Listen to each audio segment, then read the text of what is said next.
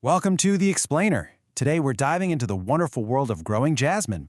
You see, in Thailand, this isn't just any flower, it's a true cultural icon. Its scent is woven into the fabric of daily life, from quiet, personal moments to the biggest celebrations. So what is it that makes jasmine so special? Well, for one, its pure white color is a beautiful symbol of a mother's unconditional love. And its fragrance. It's just unmistakable, right? It's often woven into these gorgeous garlands called puing malai, which are used as offerings and signs of deep respect. But here's the thing. As beautiful as it is, jasmine has this quiet season. Like a lot of plants, when the weather gets cooler between, say, November and February, it just kind of slows down and produces way fewer flowers. And this creates a challenge for gardeners, but also, as we're about to see, a really unique opportunity.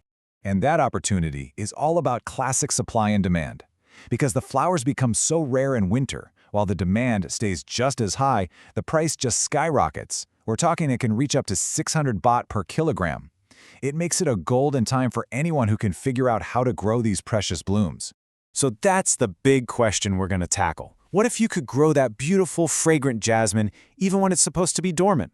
Well, in this guide, we're going to walk through exactly how to do that, whether you've got a little pot on your balcony or a whole garden. We're going to cover everything from the very beginning. All right, let's get into it. First things first, you've got to give your jasmine a good home. The right foundation is absolutely everything if you want a healthy, thriving plant that gives you tons of flowers. So, you have a few popular options to choose from. Mali Law is kind of the classic you'll see everywhere. It's super reliable and flowers most of the year. If you want something a bit more dramatic, Mali San has these gorgeous, dense layers of petals. And for something really delicate and elegant, Mali Chat has these tiny flowers stacked up just like a traditional Thai umbrella. Now, planting in a pot is super straightforward. The main thing to remember is to get a tall pot. That gives the roots plenty of room to grow downward. For the soil, a simple 1-to-1 mix of rich compost and some good loam is perfect. Most people just start with a cutting, so you just pop it in the soil and give it a really good watering to help it get settled. All right, now for the part that changes everything. This is the real pro tip. This is the technique that growers use to encourage their jasmine plants to produce a huge flush of flowers right in the middle of winter, when those prices are at their absolute peak. And believe it or not, getting those winter flowers is really all about timing. This calendar here lays it all out. It's a simple 4-step process spread out over a few months. It all starts with a good haircut for the plant in late summer and ends with an amazing harvest in December. Now, I know pruning can feel a little drastic, especially when you're cutting a mature plant back this much. But trust me, this step is absolutely crucial. By cutting it back so hard, you're sending a powerful signal to the plant to focus all its energy into making a brand new wave of shoots that will be covered in flowers. Okay, so after that big prune, it's time to feed the plant. And the best way to think about it is like this. The balanced fertilizer, the 15-15-15, that's its normal, everyday healthy meal. But that high phosphorus foliar spray, that's like a special vitamin boost, sprayed right on the leaves that basically tells the plant, hey, stop making leaves and start making flowers. And now for the final secret weapon, thiourea. In winter, a jasmine plant naturally wants to go to sleep, to go dormant. This compound is basically an alarm clock for the plant.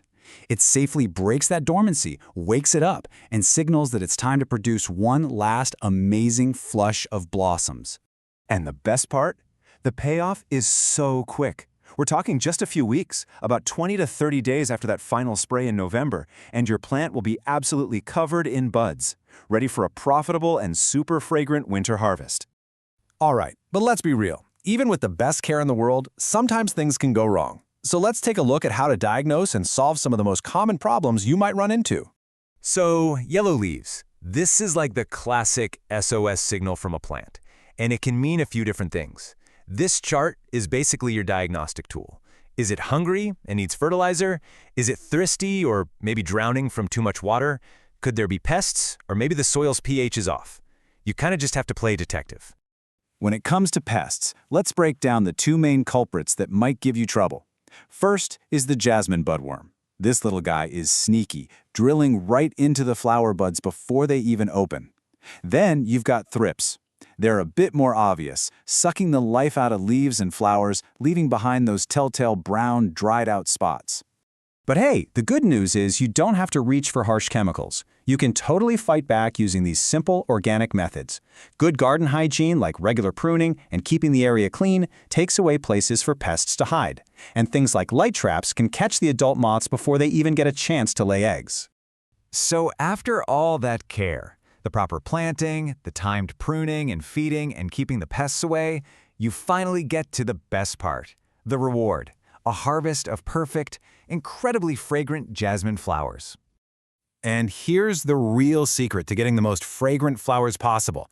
You have to get up before the sun does. Seriously, harvesting those buds while they're still tightly closed in the cool pre-dawn air, that's when you capture their essential oils at their absolute peak.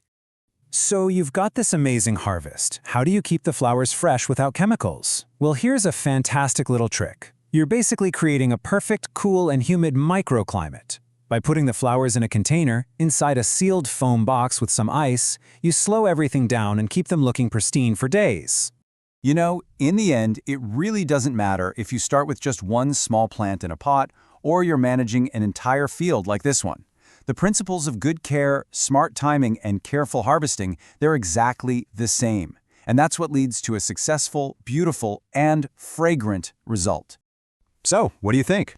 It turns out that getting this iconic flower to bloom, even in its off-season, isn't really about magic. It's about knowledge. And with a little bit of care and now a few of the industry secrets, you can enjoy this incredible fragrance all year long.